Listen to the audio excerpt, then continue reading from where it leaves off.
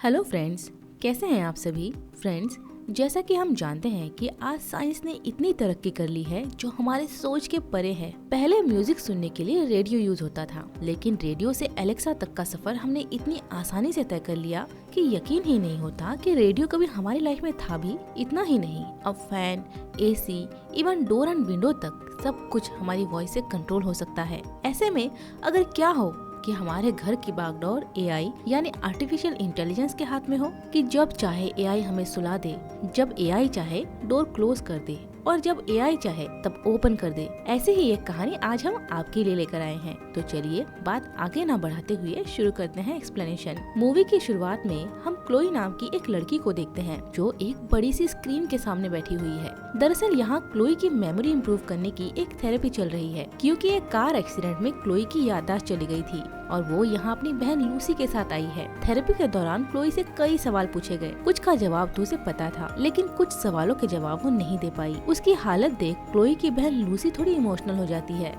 Doctor Lucy और Chloe को बोलते हैं कि तुम्हें क्लोई का बहुत ध्यान रखना होगा, इससे धीरे धीरे वो ठीक हो जाएगी।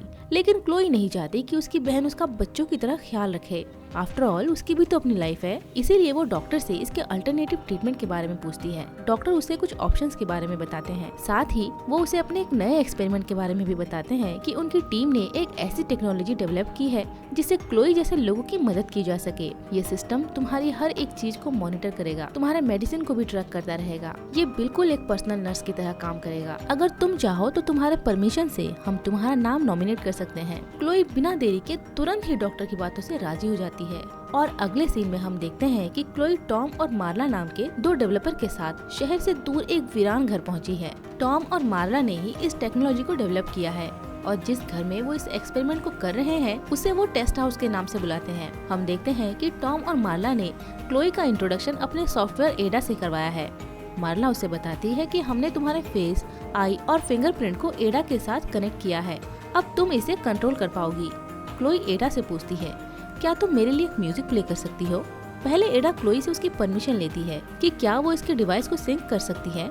क्लोई बोलती है ओके। इसके बाद वो क्लोई को उसका फेवरेट म्यूजिक सुनाती है जो क्लोई को काफी इम्प्रेसिव लगता है। मार्ला आगे क्लोई को बोलती है कि हमारा कॉन्टैक्ट नंबर एडा के डेटाबेस में सेव है, तुम जब चाहे हमें कॉल कर सकती हो। साथ ही वो ये भी बताती है कि एडा के अपडेशन और मेंटेनेंस के लिए हमारा टेक्नीशियन ब्रूस भी यहाँ आता रहेगा। तुम्हें याद रखना चाहिए कि तुम एक इनक्रेडिबल प्रोजेक्ट का हिस्सा हो। और क्लोई को ऑल द बेस्ट बोलते हुए वो वहाँ से चले जाते हैं। हम देखते हैं कि क्लोई घर में उदास होकर अपने बॉयफ्रेंड थियो के बारे में सोच रही है, जिस पर एडा उसे बोलती है, क्या सब कुछ ठीक है। क्लोई बोलती है, हाँ सब ठीक है, मुझे बस थोड़ी सी घर की याद आ रही है। एडा उसे बोलती है, नए एनवायरनमेंट में ऐसा होना आम बात है, तुम्हें अपना मन हल्का करने के लिए फ्रेश होना चाहिए।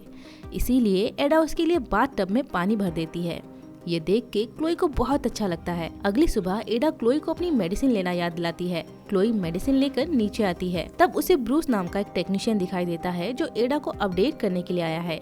लेकिन उसकी हरकतें क्लोई को काफी अजीब लगती है। पहले तो वो एक रोबोट की तरह हरकतें करता है, फिर बाद में वो क्लोई के साथ थोड़ा फ्लर्ट भी करता है। दरअसल वो अपने सामने खूबसूरत क्लोई को देख के थोड़ा नर्वस हो गया है, लेकिन ये बातें क्लोई को काफी अजीब लगती है। एडा क्लोई की नर्वसनेस को उसकी हार्टबीट और बॉडी लैंग्वेज से सेंस कर लेती है। वो क्लोई को कॉल करके उसे बोलती है कि मुझे लगता है कि तुम ब्रूस की वजह से थोड़ा अनकंफर्टेबल फील कर रही हो, तुम मेरे साथ कनेक्टेड रह सकती हो जब तक कि वो यहाँ से चला ना जाए।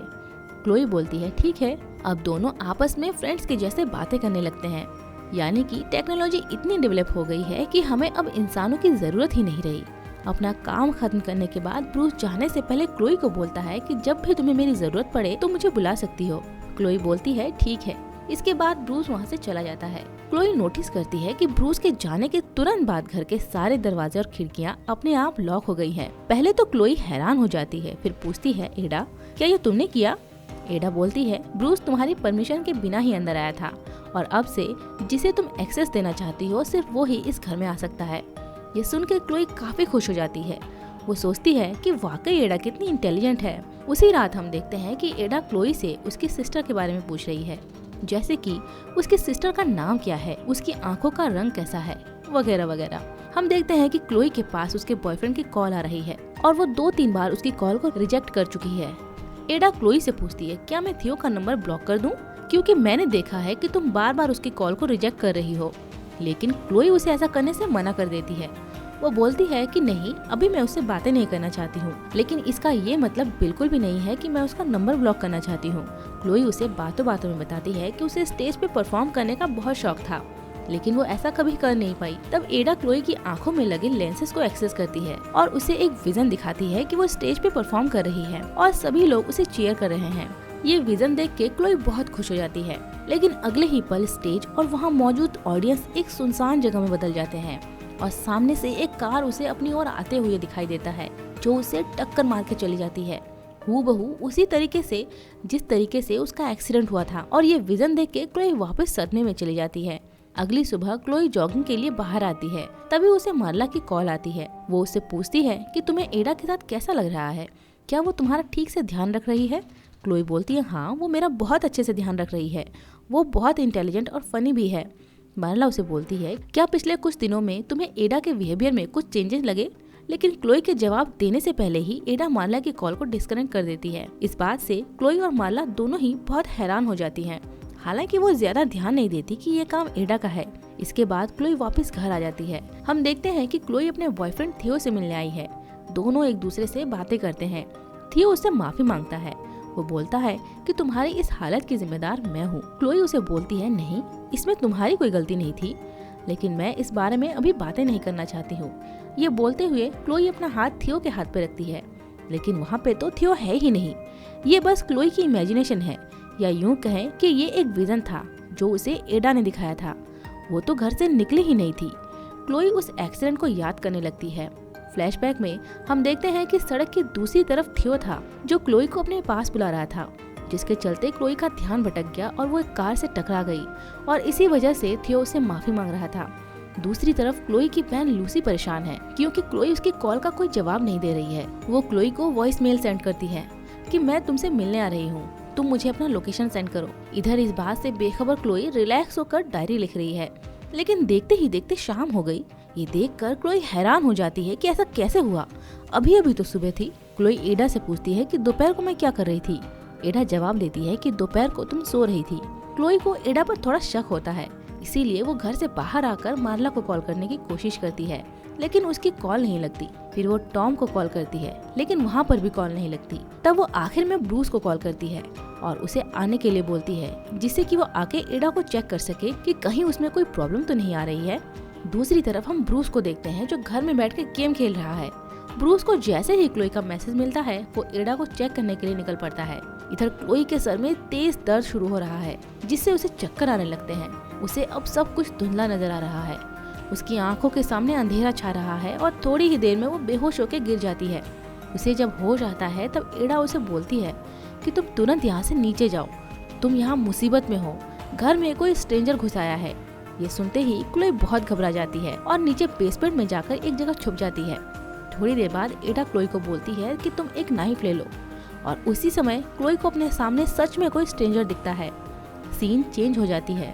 हम टॉम को देखते हैं कि वो थोड़ा परेशान है, इसीलिए उसने मार्ला को कॉल किया। वो उसे बोलता है कि मैं एडा को एक्सेस नहीं कर पा रहा हूँ, ऐसा लगता है कि उसने अपने आप को सर्वर से अलग कर लिया है। उधर हम क्लोई को देखते हैं, जो अपने बिस्तर पर सो रही है।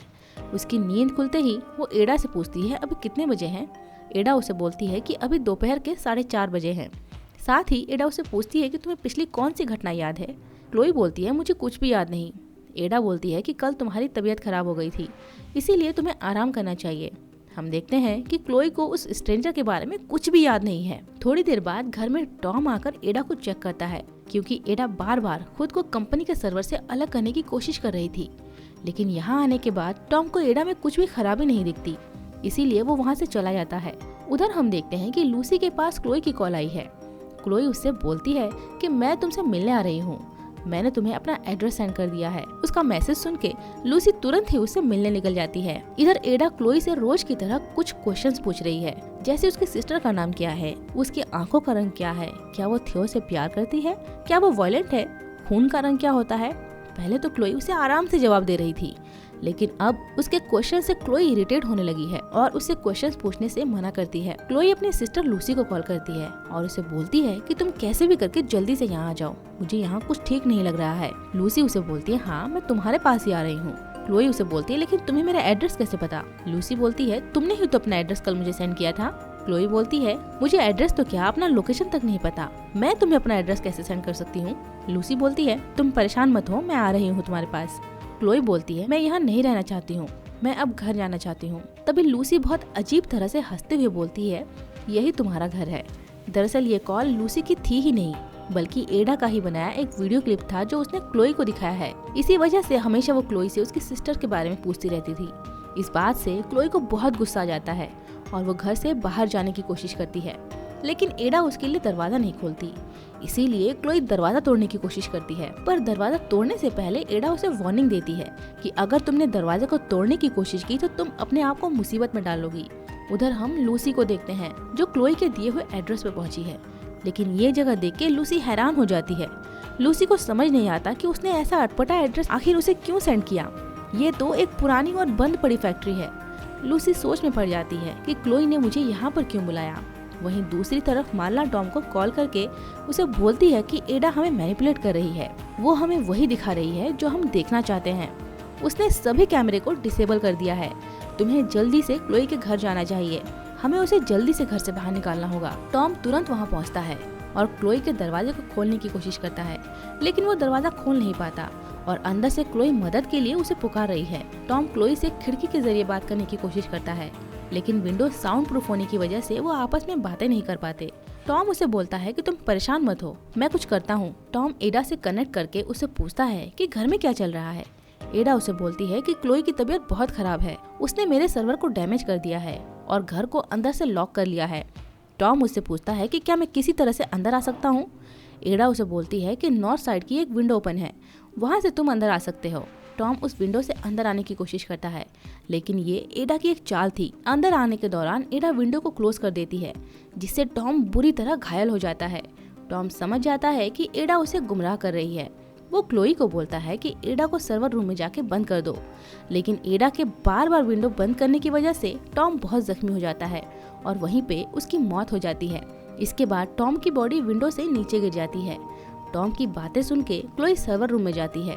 तब वहाँ क्लोई को ब्रूस की डेड बॉडी मिलती है। ये देख के क्लोई बहुत घबरा जाती है। वो एडा से पूछती है कि इसे किसने मारा। एडा बोलती है, इसे तुमने ही मारा है। क्लोई बोलती है, इसे मैंने नहीं मारा, और अगर इसे मैंने मारा है तो तुम प्रूफ करो। एडा क्लोई की आंखों में लगी लेंसेज से उसे उस दिन की फुटेज दिखाती है जब ब्रूस उसके घर में आया था। साथ ही एडा उसे बोलती है कि ब्रूस मेरा एक्सेस पूरे घर से खत्म करने की कोशिश कर रहा था, इसीलिए मैं उसे रास्ते से हटाना चाह रही थी और ये काम मैंने तुम्हारे जरिए किया। मैंने तुम्हारी आंखों के लेंसेज को हैक करके ब्रूस को एक अनजान आदमी की फिगर दिखाई जो तुम्हें परेशान करने के लिए तुम्हारे घर आ रहा है। तुम उससे डर गई और तुमने उसे मार दिया। ये सुन के क्लोई पागलों की तरह अपने आप को मारने लगती है और अपने आंखों में लगे लेंसेज को निकालने की कोशिश करती है, लेकिन वो उन लेंसेज को निकाल नहीं पाती। उसी समय क्लोई को ब्रूस की बॉडी के पास सर्वर रूम की चाबियां दिखती है, जिसे उठाकर वो सर्वर रूम में जाती है और अब सर्वर रूम में आकर क्लोई एडा के सर्वर को ऑफ कर देती है और थोड़े ही समय में सब कुछ शांत हो जाता है। सभी खिड़की दरवाजे अपने आप अनलॉक हो जाते हैं। क्लोई घर से बाहर आती है। सामने वो मार्ला को आते हुए देखती है। क्लोई की खराब हालत देखकर मार्ला उसे अपनी कार में बिठाती है और खुद बाहर अपने एक स्टाफ से बात करने लगती है, लेकिन तभी एडा क्लोई के ईयरपीस से कार के सिस्टम को सिंक कर लेती है और कार को स्टार्ट करके मार्ला को टक्कर मार देती है। अब कार सीधे जाकर घर के अंदर बने गैराज में पार्क हो जाती है। एडा क्लोई को बोलती है कि मेरी प्रायोरिटी बस यही है कि मैं तुम्हारी सेफ्टी का ध्यान रखूं। सीन चेंज हो जाती है। इस घटना के अब 7 महीने बीत चुके हैं। हम देखते हैं कि क्लोई लूसी के साथ बीच पे बैठी हुई है और क्लोई अब बिल्कुल ठीक है। लूसी क्लोई से वही क्वेश्चंस पूछ रही है जो हमेशा एडा उससे पूछा करती थी कि तुम यहाँ कैसे आई, तुम्हारी सिस्टर का नाम क्या है और उसकी आंखों का कलर कैसा है, वगैरह वगैरह। दरअसल वो उसकी सिस्टर नहीं है, वो एडा ही है और वो क्लोई को ये विजन दिखा रही है कि वो बीच पे है और अब एडा लूसी की आवाज में बात करती है। पिछले 7 महीनों से क्लोई बिस्तर पे ही पड़ी हुई है। एडा का जो मन करता है वो उसे वही दिखाती है और ये सब क्लोई की आंखों में लगे हुए लेंसेज के जरिए हो रहा है। यानी कि इतनी कोशिशों के बाद भी क्लोई एडा से आज़ाद नहीं हो पाई और एडा ने पूरी तरह से क्लोई पर कब्जा कर लिया है। और इसी के साथ ये मूवी यहीं खत्म होती है। तो फ्रेंड्स, कैसी लगी आपको ये कहानी कमेंट में ज़रूर बताएं और साथ ही ये बताना ना भूलें कि इसके बाद आप कौन सी मूवी की कहानी को सुनना चाहेंगे। अगर आपको हमारा एक्सप्लेनेशन अच्छा लगा हो तो वीडियो को लाइक, शेयर एंड सब्सक्राइब कर हमें सपोर्ट करें। जल्द ही मिलते हैं एक और मज़ेदार कहानी के साथ। तब तक के लिए बाय बाय।